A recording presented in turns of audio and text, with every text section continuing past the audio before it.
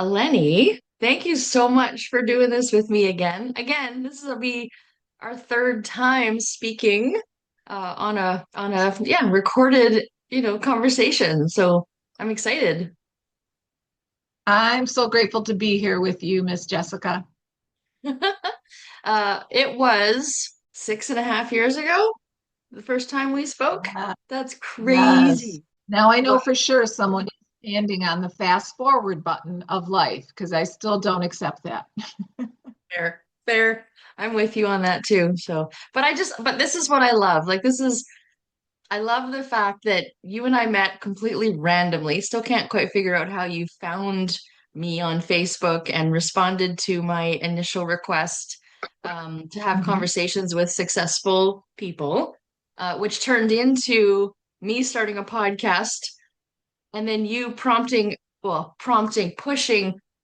to get me to be like, Jess, just do it. Don't overthink it. Let's just get her done. And I love that. And for you will forever, ever, ever be in my heart because of that. So I just first and foremost want to just show my appreciation. Because I think that's a really important thing that a lot of times most of the people in our lives are more like, oh, yeah, that's too hard. Don't do that. What are you thinking? Right. And then that one special person comes along at the right moment and just says, Jess, just do it. And for me, that was you. I mean, there has been so many things that have happened in my life because I said yes when you Mm. pushed me. So, yeah, I think it's amazing. So, I really wanted to show my first and foremost my appreciation to you for being that person at the right time in my life. So, thank you. I'm so grateful to hear that. And I'll always be cheering you on. And I know that we all need a cheerleader in our corner. And even though we didn't have a relationship or really a history together, I saw your passion. I saw your desire to make impact, and I'm like, hell yes, girl, get out there. Let's go do this. So, Yeah. okay, so that's a great little segue into kind of why we're talking today, because like-minded people, people who see passion in other people, people who want to cheerlead and spur other people on. I mean, that's your whole like reason for being, it seems. Like that's your whole MO, correct? Well, I see people from all walks of life at all ages that don't go after their dreams, that disqualify themselves. They take themselves out of the game. I'm too old. I've never done this before. How will this ever work out? There's a million reasons to not do it, especially when you're letting other people rent space in your head. When they're throwing their limiting beliefs at you, you're too old, or nobody has ever really successful in that. For the majority of people, it doesn't work out. When people want to lay all their limiting beliefs on you, that's why it's so important that we all have a cheerleader that believes in us, that backs us up. And Lord knows it doesn't mean it's going to be easy. You still got to do the work. But I believe without question, with every fiber of my being, if you have the desire to be, do, or have something more in your life, it's in you for a reason. So Okay. go for it and Yeah. get the right support. I agree 100%. I heard somewhere recently, and it might have been Liz Gilbert because she's kind of the voice in my head these days. Um, is that if an idea or a dream or an inspiration of some kind comes to you, it's because it's meant for you. And and the other thing that she said, I think it's in her book Big Magic, where she says that if you don't grab it and do it, it wants to become something and it will go find somebody else who's going to do it because it's possible for somebody. And if it picked you, it thinks it's you. But if you don't pick it, it'll go find somebody else. It's meant to happen, which means if that idea is spinning around in our universe, in our field, it's meant to happen. So why not you? If it comes to you, it thinks that you're aligned. So why not grab it and just run? Try it. I also, sorry, I'll let you answer that because I know I can tell you want to say something. So many people are just afraid of the failure. And I am so comfortable with falling flat on my face. I don't give One of my mom's favorite sayings is I don't give a rat's ass. I don't. If I make a mistake, I fall down, yay, I'm going to learn something from it. And I have to quickly share my favorite GPS analogy. You plug in your final destination, right? But before you put the car in drive, you have to know where you're going, or how do you know that you've gotten there? But then you start on your journey and maybe you make a wrong turn, or maybe you're off the designated path, or maybe there's an obstacle you didn't see coming. The GPS system never says, you're stuck, you're screwed, you have to stay here forever, game over. No, it says rerouting or recalculating. So we need to have that same grace with ourselves, especially when we're going after a dream or a goal that's important to us. I love that. Yeah, that's good. I mean, I argue with my GPS all the time, but it always gets me there. Eventually, the two of us work it out, right? Yes. So what I was gonna say actually is this has been like this aha moment that I just had, I think listening to Rob Dial and Jay Shetty yesterday morning on my drive in to doing so yeah, anyways, where I was going. And he said that he kind of talked about how you can only connect the dots backwards. And he talks about how he kind of started out just trying all these different things. And I can't remember what it was where he started, but he ended up trying to become a musician. And so he ended up buying all this musical or this recording equipment. And then he went into management of like sales manager or something. And so he learned how to sell. And then he moved on to something else. And all the way along, he was just building up these skill sets that eventually, when he figured out what it was that he actually wanted to do, he had all the skills already built to then become this podcaster that he is today, right? And so he refers to it as being a hummingbird. Hummingbirds just kind of go from one thing to another, right? But along the way, they're collecting, and he called it collecting and connecting. Because then once you collect, then you can look back and connect it all and realize that you really were, your GPS was taking you exactly where you were supposed to go all the way along, even though maybe it feels like you tried it, it didn't work, you failed, but you didn't. You actually gained so much from the process. That's my new like favorite little analogy is like, oh, now I want to get a hummingbird on my like a tattoo because I feel like that's been me, especially since you and I met. Did the podcast for a couple years, then went on to book publishing, and then did some other corporate training. And I'm like, now here I am back to podcasting because this is what I love. But I've made so many connections and skills and just I'm not the same person I was the day you and I created that very first episode together. I've connected, I've collected, and now I'm connecting. I love that. And especially, the hummingbird thing. I so Yeah. appreciate those analogies because I talk to people all the time that they share that they have a goal or a dream, then they immediately go back to, but this is all I've ever done. But this is all I've ever done. And I'm in their face saying, it's not all that you are. You can't place your entire self-worth on a title or a position. And maybe all you've ever done professionally, but please don't disregard the wonderful experiences, the skill sets, how everything, as you're saying, to connect and to collect and connect, how all of that then synthesizes together that can help you create this new chapter. We can't be reduced to titles. We're so much more than that. hmm Actually, that makes me think. I think it was Jim Carrey who said something like he watched his dad, who apparently was a brilliant comedian as well. He just never did anything with the talent. Instead, he was like a, Mhm. I don't know, an accountant or something like that. But I guess what happened was he dedicated himself to this career as accountant, did not follow his passion, and then he got laid off in his like elder years. And he's like, so if I can fail or if I can have something that like that I felt like I was supposed to do for whatever security, family, like whatever, and I can fail at that and it can be taken from me, then why shouldn't I go do the things that I actually want to do? If I'm going to fail anyways, if someone's going to take it away anyways, I may as well have it be something that I chose, that I actually want to do, that brings me some joy. So Yes, and I know you're all about the joy, and I that am. Yeah. matters too, because at the end of the day, if you don't feel the passion, if you don't feel the joy, then no, you shouldn't be doing it. Ideally, of course. I know there's a lot of extenuating circumstances in people's lives, But when you have the opportunity and fail again, so what? You can fail forward, fail forward. Okay, this didn't work out. What did I learn from it? Because there's a gift in everything. Now, that doesn't mean the gift is always pleasant news, but to me, a gift is the new awareness, the new knowledge that's going to help me course correct as I move forward. Yeah, I love that course correct. I use that all the time. I mean, I've made some bad choices along the road, especially in my relationships with men, unfortunately. And that's what I always joke. And I'm like, okay, another course correction, off we go. And I love it. I just I wait for it. I like totally just like, okay, we're gonna do this thing. Oh, nope, course corrected. Right? I Yeah. love it. I expect it.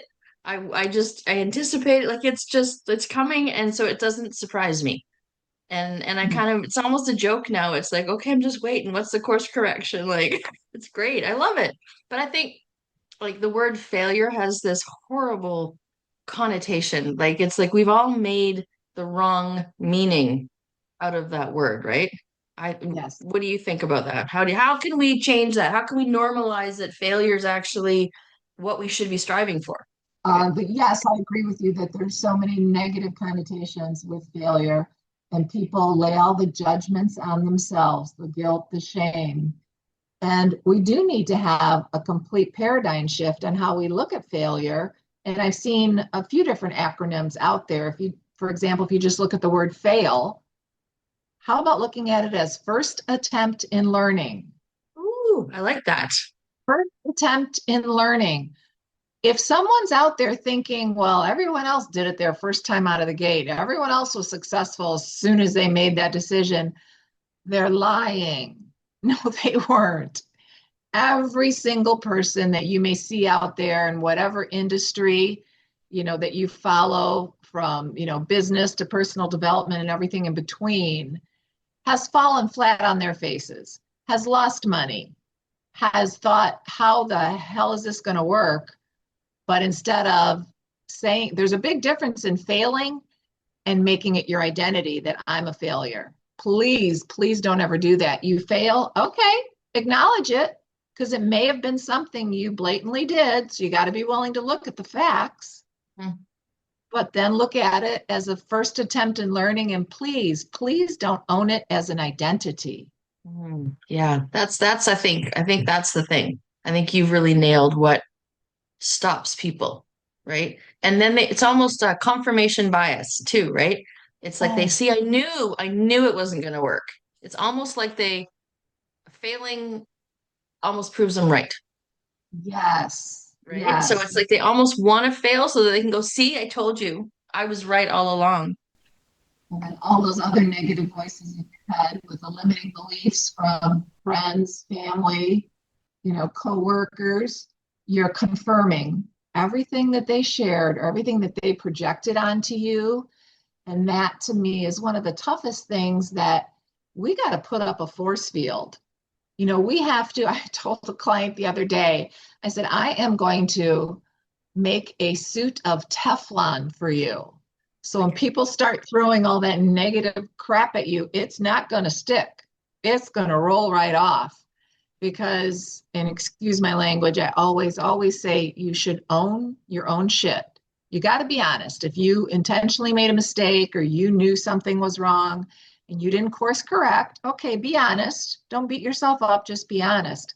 But please, please don't own anyone else's shit, their negativity, their limiting beliefs. That's on them. They're not running your race. You have every right to go after whatever goals or dreams you want. And if somebody's not cheering you on, I think we should protect our dreams like anything of value to us, whether it's a family heirloom, your precious pet, whatever it is, protect them and be mindful of who you're sharing it with. And no, they don't have to be on the same path as you, of course, but if they're the kind of person that's settling, and we know settling serves no one, that's like, Mhm. no, comfort zone is the best possible home to be in. Please don't share your goals and dreams with that person. We have to share them with people that are also growth minded. And again, they could be on completely different paths, But if they have the growth mindset, they want to keep evolving, that's who you can share with, not the people that are well ensconced and have no intentions of ever leaving their comfort zone home. Yeah, I agree. Um, Another thing that I always remind myself is when I hear somebody say something negative or try to talk me out of something, whatever, I always remember to myself, consider the source, consider the source, consider the source, right? Like it's not about do I respect this person? Because if they're in my life, I likely respect them. But do I respect what they're saying about me, given who they are and where they're at in their life? And I have to remind myself that. And so I always like consider the source. That's my little mantra that I run when I hear something that's like, nope, I didn't need to hear that today. Just let it go. Consider the source. They don't feel the same way that you do about things. They don't have the same passion. They're not driven by this. I'm a growth junkie, right? Like not everybody is like that. I had this epiphany a few years ago because I do this assessment through my coaching where we figure out what people's top needs are. And there's like six of them, and it basically just determines how you make decisions is what's pulling you, right? Growth pulls me. This friend of mine was driven as strongly about growth towards connection. And when I realized, because I kept looking at him going, like, who cares about that? Who cares about that, right? Why don't you want this? Why don't you want what I want? Like, what's wrong with you, right? And when I finally made the connection that he feels as strongly about what pulls him as I Mhm. do about, and I'm thinking, oh, I get it now. All of a sudden, I have this massive epiphany that, oh, I get it, because I would fight you if you try to get in the way of me, learning something new and growing. And he felt exactly the same way about wanting to connect with people and find his partner and build community. I'm like, oh, okay, I get it now. So that was kind of the moment where it's like, consider the source. They just don't want the same things I do. And that's okay, right? Yes, But that doesn't mean that they get to have a say in what I do with my life, right? 100%. What I love hearing and seeing is your passion. Because we both know if you're not dialed in, regardless of what my clients want to work on, Mhm. whether it's an income goal, business expansion, personal development, whatever your goal is, before we do anything, we're going to dial into why it matters to you. Because if you're not emotionally connected to your goal, why it matters to you, and really dig deep, the first obstacle, the first challenge, the first naysayer you let in your head, you're going to abandon it. You're going to fall off course and like, oh, it probably wouldn't have ever worked out anyway. So before you do anything, once that goal or that dream is speaking to you, you got to dial in to that emotional connection. Because for me, that keeps me going. That keeps me, other people can say what they want, but no, I'm driven, I'm connected, I'm seeing this through.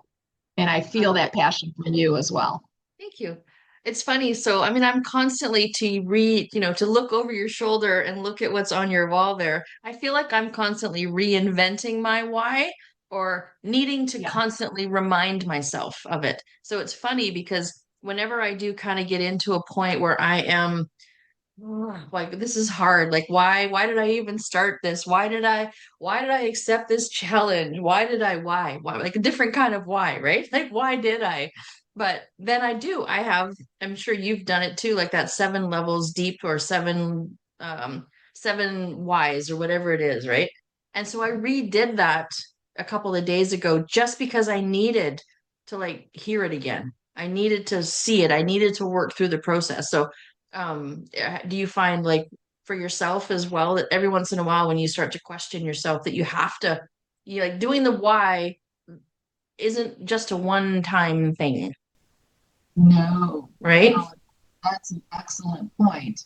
And just with anything, you have that clear goal, you get connected, but then there's life, unforeseen obstacles, challenges, or maybe you're just dog tired. And it's in those moments, especially if some negative voice is coming in to occupy space in your head, that can kind of derail you. And then, yes, we have to daily make sure we're connected to our why. It can't be a one and done, because long-term success in any arena, whatever your goals are, it's not one and done. Okay, this is what I want. This is why I want it. I'm good. Let's go. No, keep reinforcing that. Yeah. And again, it's okay if you fall off the horse. It's how long will it take you to get back on it that makes the difference. That's going to keep you going. Yeah. And I find for myself, sometimes I just need to not for a day or two, Yeah. right? Like I have to wave the white flag and just accept that I don't have it in me today. I want Yep. it. Long term, I want it. And I'm gonna do what I need to do, but today's not the day.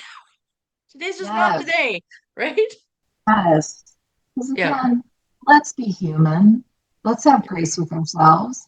Let's, cut ourselves some slack. But it's the amount of time, it's keeping it all in perspective. Everyone has, their moments. Everyone, falls off the diet wagon or doesn't work out as much as they wanted to. But if you use that as a reason to think, well, I knew this wouldn't work, why bother? Well, then the game is over. But instead, you can go, okay, regroup, recalculate as the GPS system. It never says you're done, you're stuck here. It says Yeah. recalculating or rerouting. Yeah. And that's continual. Yeah. Oh, I love it. So you don't have to share, but would you want to share your why? Like what, so when you get up in the morning and you're like, okay, I'm gonna jump on a podcast with Jess, or I'm gonna do a live stream in my community, or I'm going to be on TV like you've been on. Like when you don't feel like it, how do you remotivate yourself? What do you and you don't have to share too much, but if you don't want, but like how do you remind yourself? What do you have a mantra? Do you have something that you personally use that helps you just get back up off the floor? I mean, right now I'm staring into a webcam, of course, but I'm also picturing people on the other side, Right. because I believe without question that everything we go through, the trials, the tribulations, the challenges that we survive, can become guides for others as they navigate their journey. And especially someone that's been through trauma or is north of a certain age. I mean, I'm 66 and my trajectory is still going up like this. Yeah, I'm it nowhere is. near riding off into the sunset. Yeah. So the thought of, I can picture that person, man or woman, that thinks, well, I feel too beaten up, or I'm too old, I'm too anything, whatever it is. I think of people that disqualify themselves from living their best lives. And I'm like, nope, I'm back in the saddle. I'm going to shout it from the mountaintops, because even if one person gets back up after hearing my story or something that I've shared and decides to go for it, that to me, nothing makes my heart sing more than that. Yeah. And so, with that in mind, your book, which is what's behind you on the wall there, goes into your story Yes, of what it was that, was a turning point in your life, which brought you to here today, right? And I think yes. that's something that, what do they say? Like, there's reasons we change, and it's you, there's like only a few reasons we change. Like, it's something external happens that forces us, or it's something internal that shifts and then we see the world differently. For you, it was external, and you don't have to share too much. We can just tell people if they want to know what the mystery is, they can go get your book. But for you, it was an external situation that forced you to change, to course correct, right? Yes, I Yeah. mean, it was a very, traumatic event that turned my world upside down. My life as I knew it literally changed on a dime. What I was doing, I mean, I was an educator for decades, and then the next day, I'm wondering if I'm going to survive. And yes, it is all in my story. But so it started externally, but then it also, to me, it kind of shifts, because I'm at home dealing with PTSD, in a neck brace from a serious injury, and I couldn't think of my future. And I've always been someone, thanks to my mom, who was the true force of nature, to always get fired up about my future. It didn't matter if you were, if you were battling illness or whatever challenge, my mom always had something to look forward to. And that's what kept her going for so long. And fortunately, I inherited that from her, but I'll never forget the moment because I was dealing with all of the aftermath of the trauma that, oh, I can't even see the next chapter. I can't even think about moving forward. That scared me. That scared me so much that I'm like, well, what am I telling myself? That life is over? I mean, life as I knew it was over, but I was starting to feel like my life was over. And that was the biggest wake up call. No, no. Yes, you've been through the mill, you've been traumatized, you may have lost everything financially, but life doesn't have to be over until you decide, at least to a large degree. And that's what woke me up like, no, I got to get back in the game. I got to fight my way through this, get whatever help I needed and support to keep creating because we've all been victimized. Everyone's been victimized, personally, professionally, in some way or another. But it's 100% our choice of whether we choose to remain a victim. And that was the light bulb that I went, no, if you want to stay in this mode, then my life would have been over essentially. And that really, I had to kick myself in the ass because there was no one close to me that was doing it for me. So I had to kick myself in the ass and reinvent my life. But I want to clearly say that you don't have to be broken to want to be better. And reinvention doesn't have to mean a total life overhaul. It did for me because of my current situation at that time. But reinvention could be adding a new daily habit that enhances your life somehow, or releasing an old habit that no longer serves you. I don't want people to think that something's wrong with them or reinvention. Oh, then I'm not good the way I am. No, no, no, you are. But it's about continuing to evolve and grow and be the best version of you can be. Mm-hmm. I love this idea. I had a coach for a few years, and he talked a lot about it's called it like mental time travel, right? And so we Mm, talked about like this idea of like parallel universes and parallel timelines. And all it takes is like, here we are, we're like trucking along straight, straight, straight, straight, straight on our default future based on all the decisions that we've made in our past and all the programming that we have been doing and all the ways that we've chosen to respond to everything. Da, da, da, da, da, da. All it takes is one little slightly different decision, slightly different decision to just take us from this timeline over to a completely different, right? I always like to say that there's all these doors waiting to open for you, but you first have to say yes to the first one. And you yeah. have no idea. Like I've lived this, right? I said yes to you when you said, Jess, let's just do this. I had over 180 amazing conversations with people all over the world that I never would have met, never would have stayed connected with, never would have got to experience, never would have got to hear their stories if I hadn't said yes to you that one time. And I Mhm. don't think people see that. They see it as, oh, it's so hard to change. No, it doesn't have to be hard to change. It just has to be one simple yes that creates a whole different timeline for you to now walk down. Yes, yes, I, yes, and yes. right? And I love that I you talk about like the incremental change, because I think airplanes, and I might not have the exact percentage, but I have heard in the past they're off course like 95% of the time. So it which is wonders a how they little get, scary, but they're always course correcting by maybe only 1 degree. right? Now, if they didn't change that 1 degree by another hour of time travel, they may end up 500 miles from their destination. But Right. that one little degree back and forth keeps them on the right path. Hmm. And that's what I think we need to remember. I'm not saying you got to overhaul everything. I did, but that was my situation. Sometimes it's just you got to keep yourself shifting back and forth, change Hmm. that by 1 degree so you're staying on the path that's going to get you to where you want to go. Yeah. Another interesting thing that I think it interests me, anyways, I want to get your opinion on it, is the idea of sunk cost bias. Do you know what I mean by that? Please share.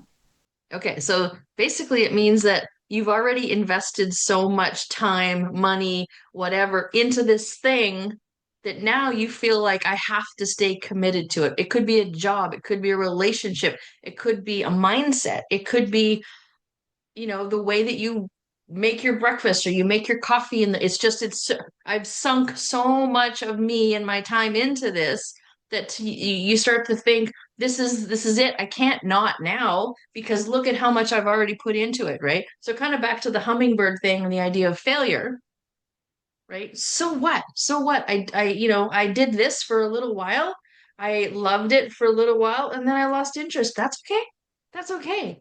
I mean, yes, I put a lot of time and effort and money and whatever into it, but I didn't have to stay there if it was no longer serving me, right? So so Gotcha. now that I've explained my thought process on that, I want to hear what you have to say because I know you're going to have a lot to say about this. Well, it's you said that it's no longer serving me. And as I was listening to you, I was thinking of the phrase, people come into your life for a reason, a season, or a lifetime. And to me, it's not just people. It's an experience. It could be a program. It could be that coach, but a reason, a season, or a lifetime. Literally, sometimes we're not meant to stay on this one course for the lifetime. All Mhm. right, I learned what I needed to learn. This is the reason I was with that person or in that program. Mhm. And now it's time to move on. And it's so vital because it's back to people wanting to judge themselves, people wanting to shame themselves. I've done this, I can't change. And, there's so much shame out there. And really quick, the difference between guilt and shame, to me, guilt is you've done something wrong. Okay, you've done something wrong. Who hasn't? But shame, you're making it your identity, saying something is wrong with me. And I think that's what people think like, all right, I spent a lot of money. I started on this path. It's not working. Screw it. I'm just going to finish the course. No, you don't have to. There's nothing wrong with you. You learned what you needed to learn. Next, course correct. Next, don't forget to say the word next. And please don't ever make it again your identity because it's not. So what came up for me when you said that is like the idea of reading a book. Like I've read a lot of books more than one time, right? Because sometimes you read a book, I'm thinking, personal development books, books that you're supposed to get a message from. And I mean, I remember when I first started out, when I decided that my life needed to change, I needed to start saying yes to something new. I found a book called Success Principles by Jack Canfield. All I needed was the first chapter. At that time in my life, I mean, I don't think I've finished the book because I literally opened the book, read the title of the first chapter, read that, got the message I needed, and I was like, okay, there we go. That's what I need to do. Now I want to go back and read the book again to get the rest of the messages. But like I feel like every time you need to kind of you get what you need in that moment. It might not be the whole course, the whole book, the whole anything. You just need that thing in that time to create a new mindset, new decision, new thought, new idea. Um, and I've gone back and like even my coaching program that I took, it's all videos, right? So it's self-paced videos, whatever. I've gone back and re-listened to the very beginning again and heard a completely different message because I'm not the same person that listened to it the first time, right? So that was kind of what came up for me when you were talking about that is it's like, yeah, sometimes you just need a little bite of that thing that you've chosen and it gets you moving. and then you can move on to the next thing. You might come back to it later, but you don't have to. You might have just gotten what you needed in that moment to get what you needed to get moving on that different timeline, or adjust that percentage back onto the flight path, right? So Exactly.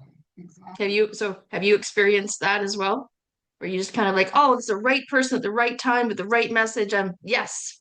I attend an event and then this is not working for me. And that too is what is so key. But again, it's trusting yourself. Of course, you need to give things a chance. You have to, kind of do the mental check, as you're saying, is it me? Is it the space I'm in mentally? Am I not willing to learn and grow? Or are you really knowing that you're being receptive and it's just not landing? It's just not a fit. That's cool. Again, course correct, reroute, recalculate, and don't beat yourself up. Oh, Eleni. I love talking to you. And I'm going to take you back to one of the favorite things, my favorite things that you said to me the first time that we talked. And I'd never heard this before. And it was small hinges swing big doors. That I love that. And to me, that's forever. I don't care who quoted it. To me, it's always going to be you. I'll take it Yeah. because I honestly don't remember where I heard it first. No.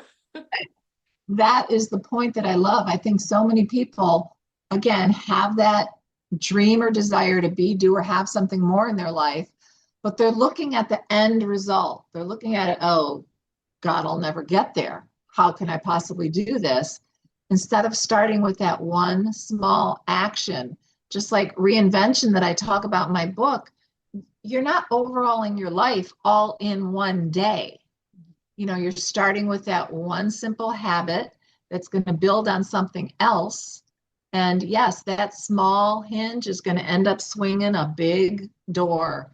You will get to where you want to go. Just please take a step. Please take a step because back to my GPS analogy, if you don't put the car in drive and move forward, you're not getting the next steps. You're just staying there.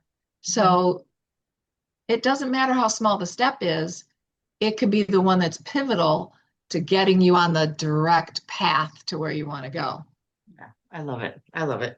Oh, okay. So I want to ask a question before we wrap this up. So, one of the things that I want to do with this podcast in particular is to leave people with questions for them to ponder.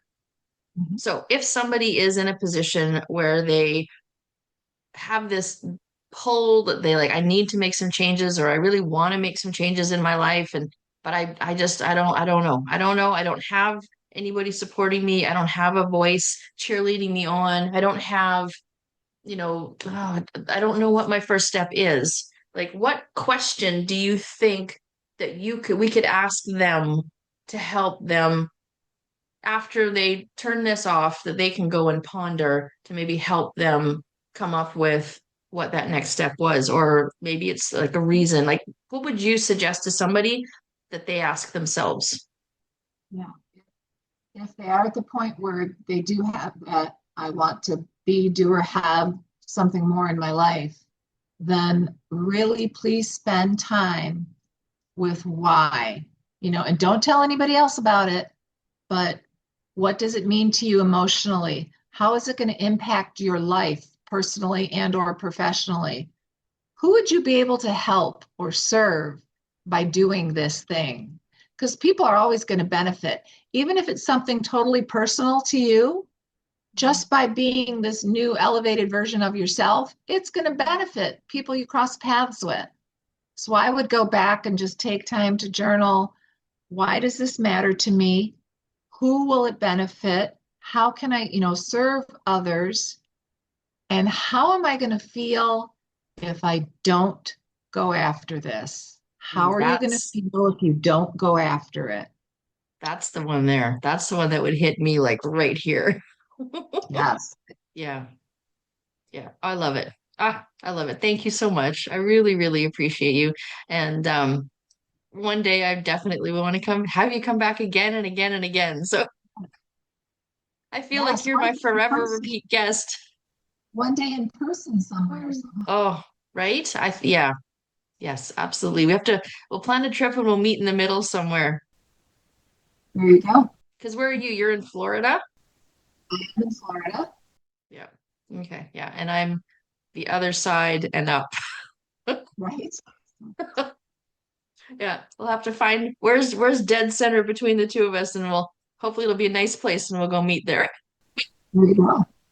Awesome. Okay. Well, I Thank you. appreciate you so much and how you connect with people and that I know you're positively impacting countless others. Oh, thank you. I mean, for me, this is just a really good time. Like, I honestly don't have a particular goal with this, like what it's going to do moving forward. I have to say, I started this for very selfish reasons, is I just want to have really good conversations with really awesome people. So I I kind of just decided I wanted to do this again. And I hope that it benefits people. Obviously, like I think that your message is powerful. I hope people go and buy your book and learn about your story.